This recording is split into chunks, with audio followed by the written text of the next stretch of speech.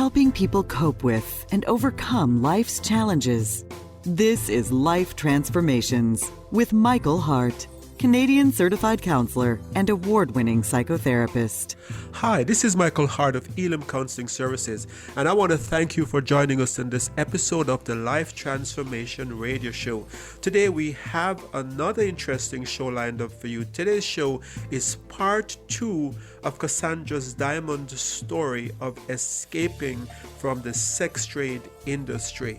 For those of you who listened to the first episode, you know how spellbinding that episode was and how tremendously eloquently she shared her story of how God reached her in the midst of all that darkness that she was wrapped up in. Today we are going to talk a little bit more about her story, get some more detail about some of the traps of that industry and how difficult it is to find freedom. We're also going to talk more about her conversion experience, her search for God, and how she managed to find God in all of that darkness. So stay tuned because it's going to be another good show. But before we do that, let me welcome you as first-time listeners, and those of you who are regular listeners, thank you very much for tuning in again. If you are new to the show, let me tell you a little bit about Elim Counselling Services. We are a professional counseling organization that provides professional psychotherapy from a Christian perspective. Yes, the services that we perform are covered by most insurance companies. The counselors that work at Elim are all certified psychotherapists. But the big difference with services at Elim is that all our therapists are believers. And so we approach counseling, as I said before, from a Christian perspective. To get a hold of us, you can call 613-699-1677. Again, it's 613-699-1677. You may also contact us by email. You can find our email by going to our website at elimcounsellingministry.com. Elim is spelled E-L-I-M, counseling with 2 L's, ministry.com. And without further ado today, I would like to welcome again to the studio Cassandra Diamond. Cassandra, it's such a pleasure to have you with us here again today, and thank you very much for the courage that you have to come on air and to share your story of what you have been through in the sex trade industry and how God has rescued you from that kind of life. It is great to be back with you, Michael, and to really get a little bit more deeper into how God really changed my entire life.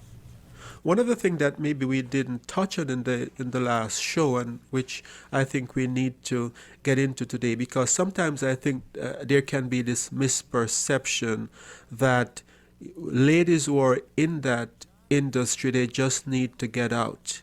And one of the things that you're trying to do with the organization that you have started, Bridge North, is to help people, because as you and I have had I've talked about in conversations that we have had, that it's just not as easy as people think that you can just get up and walk out of that industry. Tell us about the difficulties. Make those difficulties clear to our listeners today. Just to give some of the listeners maybe a bit of a picture in your mind, imagine a pit, a really deep pit, that you've fallen into. You just can't jump out so simply. There's many things that you need to do in order to get out. When we first had talked, Michael, on the other show, I was talking about how I got involved in the sex industry by starting off stripping. But what had happened from that point is I had met all the wrong people. And in that I had met my pimp, who really then continued to traffic me throughout the very most of my time in the industry. And so the reason it's so difficult for women to get out is because so many of them meet exploiters and traffickers who then make it near impossible for them to get out without assistance. So it's a trap. It becomes a pit, and so people who are in this industry, they meet these pimps, and I think part of the trap is that you think that you have found love, you think that you have found someone who really is going to take care of you. And you can understand how this becomes really difficult because you talk about your story of having an absent father, of having a mother who was had mental illness, and having a grandfather who sexually abused you. So I can just imagine how enticing that might have been for you to finally find someone who said, I can take care of you. I can give you what you have been missing in life. And this is this is what attracts many girls or traps many girls into that industry, because it didn't start out with them saying, I'm going in the industry. It started out with them meeting someone that said, I can give you whatever it is that you're missing. Michael, it's actually just like that. We call them push and pull factors. I had all of the push factors. I had the neglected home, the child abuse, disenfranchisement in every area of my life. And I had the pull factor being, I met this guy, and you know what? He realized what it was that I needed and wanted and promised me all of it, and he made it sound like we could get there and that he loved me. And he had just really started kind of manipulating me to the point where, we're going to have a family, we're going to have this great life together. So why don't we just put our money all together? Right? And so now all of this money that he is selling me for is now going to this apparently communal pot that I just didn't have access to. But you thought it was like our money, like that's the spin that he put on it. This is our money. Yes, and it's going to get us the house and the car and this life that we need to live together. And so, of course, though, whenever I would want to go and spend any of that money, a huge fight would ensue. And so it would always get to the point where it's like, okay, I won't touch the money or spend the money because I don't want to fight all the time. And so, he was really kind of manipulating, really just deceiving me. He really sold me my dream. He sold me everything that I wanted to hear. And he was able to do that because I didn't have any real kind of family behind me saying, wait a second, challenging the thoughts, and kind of making sure that I was protected. It just wasn't there. And these promises, he would make promises and, it's going to get better one day. Don't worry. We only have to do this today. And then, of course, but tomorrow it was the same thing. So just enough lies to keep you going one day at a time. Things might be bad now, but tomorrow it's going to be okay. So just promise after promise. And on last week's show, we talked about the counterfeits that the devil presents.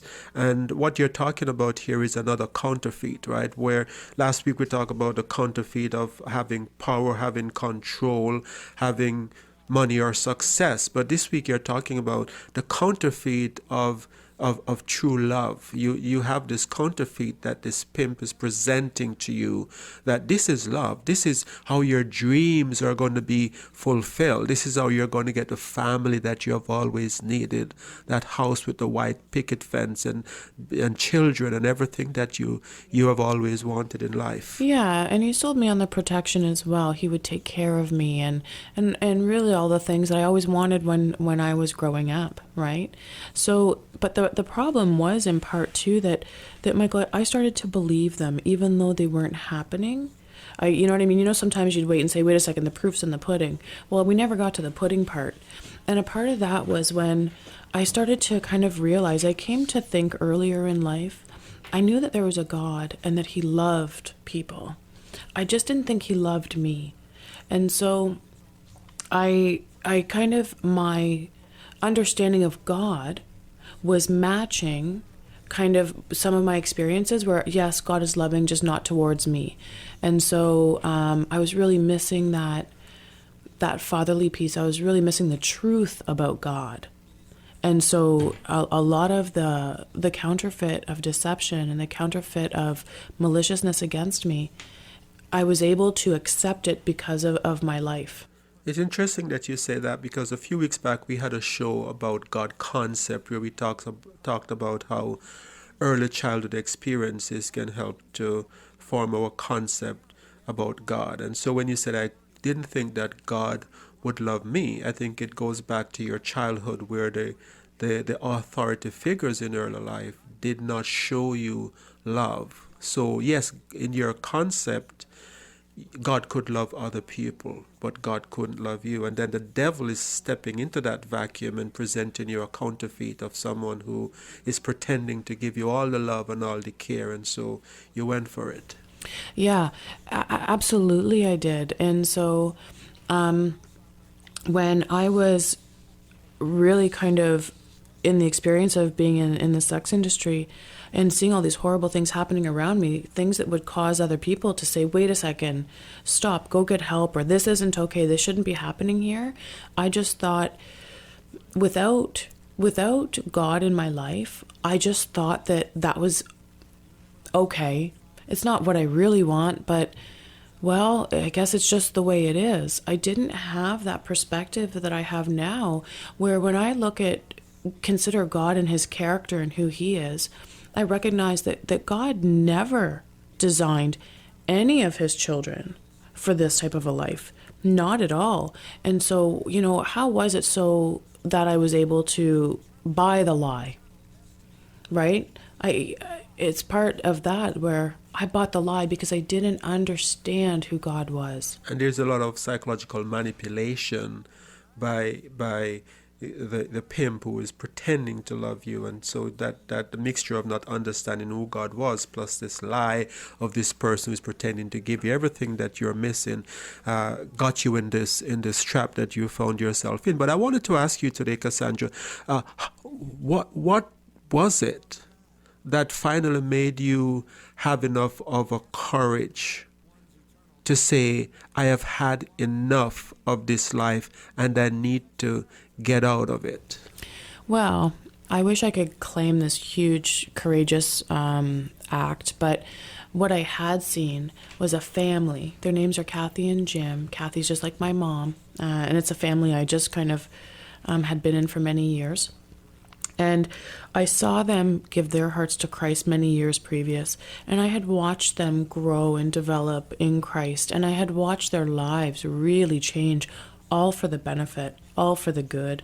And so I had started to see that God is alive, he is active, and so I had them to rely on in his support. And so with them as support, when I had kind of gotten out of the sex industry, it was actually that my pimp I aged out. And when I say aged out, by the way, I'm talking about 27, which is old in the industry. It's kind of dinosaur. Isn't this kind of very, very deceptive and evil? Because here you are, someone who you met who promised you a life together, and at 27 you're already too old. Well, he's already aged out. He's already on to the next girl. At 27, because you're too old. I'm too old, so he's gone on to a much younger, to another girl, and that was what allowed me to actually get away and get out, was that he moved on. But what I did have was the ability, once he had moved on, I was able to get out, but I was only able to get out because I had this Christian family who I could stay with, who would support me and help me. And so that's what actually stopped me from going back into the industry. Because a lot of people, even if they get away from their pimp or their exploiter, they still haven't necessarily been able to exit the industry. They normally go right back in and end up being exploited further, or just remain in the industry. Because they don't have that support of a loving family. That's right. And I think that's where Bridge North comes in, this organization that you have started, where you are now you're now providing that family in a sense, street family, right? Street family. That's right. Right, where this person can get, people in the industry can get the help and the love and the nurturing and the support that they need to get out of that industry. If you have just joined us, you're listening to the Life Transformation Radio Show. This is your host, Michael Hart of Elim Counselling Services, and with me in studio today, that other voice that you have been hearing is Cassandra Diamond, the director of Bridge North, an organization that helps young girls to get out of the sex trade industry. Cassandra has been sharing her story about her escape from the sex trade industry. This is part 2 of the series, the second part of a 2-part series. If you have missed the first part, you can listen to it by going to our website at elimcounselingministry.com. Elim is spelled E-L-I-M, counseling with 2 L's, ministry.com. If you would like to contact us, if you have a question or you just like to talk to us, give us a call, 613-699-1677. If you have a story that you'd like to share, or you'd like to just give your comments about this show, you can do so by going to our Facebook page and by leaving your comments. We would be delighted to hear from you, and thank you very much for listening. So Cassandra, we've been talking about that trap that you found yourself in, the pimp that promised you love and had all the right words, but dumped you at 27 because you're already too old. And there was this ray of light, this light that started to shine on the horizon, this family that came along and started showing you love and care. And so it seemed to me that they opened the door sort of for you to get out. Tell me about that struggle, that step to get from the industry and your search for God in that process, and maybe some of the frustration that you went through in making that step, because I can just imagine it wasn't easy. No. And it wasn't a smooth transition. No, it wasn't. And so my pimp had broken the relationship off with me, but I wasn't able to just leave. It's not like, okay, we're not going out anymore. And so I left the next day. It took me almost 9 months to actually be able to leave the industry because I was still lucrative. And so in that time, I just was sensing this warmth, this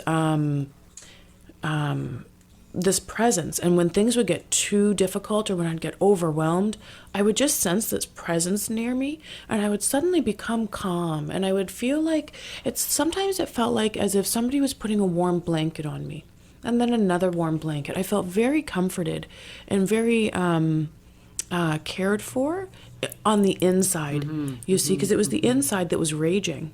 It wasn't the outside. It was now my insides that were devastated. And so when I had finally been able to get out of the industry, I can look back now and definitely see that Jesus was really revealing himself to me and really giving me just an extra gift of grace at that time. And so you're searching, and God is beginning to be present with you. So you talked about your search for God in the scriptures and opening the Bible to find what God is saying to you. Tell me a little bit about that, because that's very interesting.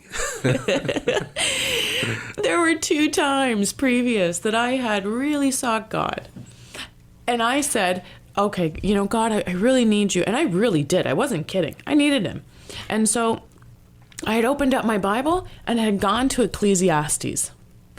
Ecclesiastes? Depressed people do not need to find themselves in Ecclesiastes, let alone twice.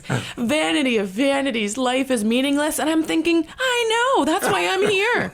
Right? Didn't quite answer. It is give you the solutions or the hope. Just that life is hopeless. That's it. So now here I am. I'm at this family's home, Kathy and Jim's home, and they're at work and the kids are at school. And so I've got this space to myself where there is a Bible in every room, I'll have you know.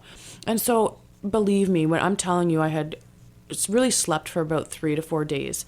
And I finally was very just devastated. I was literally devastated from the inside out. And so I had gone upstairs and I had grabbed a seat in Jim's chair and I picked up Jim's Bible and I grabbed it and I just started talking to God. I said, God, I need you, God. I need you. I can't do this anymore. And I opened up the Bible to Ecclesiastes. The second time. Third time. This is the third time. The third time. And so now I just said, I don't know what happened. Something welled up in me, and I just said, I am not taking that from you. I'm not taking that. And I started just going through the Bible, and I started just reading. And as I was reading, the words were starting to jump off the page. They had meaning. They weren't just words. Mm-hmm. And so I started crying, and I just started mumbling and found myself mumbling words to him and going through. And finally I found myself at Psalm 102, Michael. And when I read this psalm, I finished reading it. It was like it was the story of my entire life. And at that point, I literally dropped to my knees, and I just confessed to God. I said, God, I have made so many mistakes in my life. I am complicit in my sin. I am desperate and I am destitute. I am not even bankrupt. I'm in debt. I've made terrible mistakes and I cannot move forward. There's nothing I can do. I'm asking you to please come into my life and help me, Lord. And you have to do this right now. You either save me right now or you kill me right now, because it feels like you're rubbing glass into my soul. Whatever you do, do it right now. And God came through for you right at that point. Yeah. And it seemed to me that when you cried out to God that kind of way and saying, God, whatever you're going to do right now, you spoke from a heart that was full of pain, a heart that had enough, a heart that was desperate for God. And God came through for you in that moment. But it was a heart also that recognized I had been seeing Jesus. I had heard of him. I had denied him. And I would not deny him another minute. Right. You were now ready to turn around your life for good. So tell me about the journey from there on, because now you have confessed your sin. There wasn't anyone leading you through the sinner's prayer, but just listen how you prayed. I'm saying that's quite an effective sinner's prayer there. You have confessed your sin, you have repented, and this is all through God speaking into your heart. Mm-hmm. So for someone who is unchurched largely, I think it's very profound that you had that experience. I was entirely unchurched. And so actually the family I was living with did attend a church. And so I started going to church. And so what I had realized, though, was that all of my, really this heartfelt, genuine profession of faith, I had zero vertical understanding of who God was, and none of what I did know matched my horizontal life experience. I had very serious questions that led me to an Alpha program. And I had gone to Alpha with every question, and I wasn't even being shy, because I had just truly given my heart to God. And so, but I still had all these questions that were unanswered. And so I would be going to this Alpha course and I would ask them questions. You are telling me, I would say to them, you are telling me about this God who is the God of justice. Could you please honestly explain to me how God is just? I just needed to know. With all that you have been through, it didn't seem like God was a just God. Life seemed so unfair. Yeah. And so I really needed help reconciling that. And so with Alpha and then going to church and really getting connected into the church community, my church, they did some amazing things for me. There is about, I would say, 4 or 5 guys and girls that really just... They knew something was wrong. They didn't know. A lot of people for many years didn't know I was a trafficked person. But they just said, you know what? We are going to take her. We don't care. And so they didn't look at me funny. They weren't haughty with their eyes. Right. They were genuine, and they cared. They would ask me, this one woman, her name is Lois. She would ask me, so what did you do this week? And it got to the point where it's like, I couldn't lie to her. So it's like, thoughts of going back to the industry were there, but I kept thinking of Lois. I'm like, if I'm going to go to church on Sunday, she's going to ask me what I did, and I cannot go tell her what I just... Yeah, you can't say I just went back in the industry, right? Right. So it kept you going forward and changing your life. This to me shows the importance of having a loving church community. But you had another resource as well, where at some point the church realized that you needed more than just the support that they were giving you, that you needed to talk to someone. Take me through what happened then. Oh, so actually, of course, Michael, thank you for saying that. So they had realized, I think at my church, they saw, oh, well, she has some really good questions, and we really think that this is a profession of faith, but I needed real help. And so a church secretary had recommended me to a Christian counselor in the area. His name is David, and he is really a godsend. He's just a godsend. And so he's very masterful with his craft, and his craft is wisdom and counseling. And I would go to his office, and I needed professional care. And in that care, he would really kind of lead me through a lot of kind of theophostic care. He would really help me to see where Christ was in my experience. And he would help me to see the truth of what God wanted for me, not the lies that I came to believe.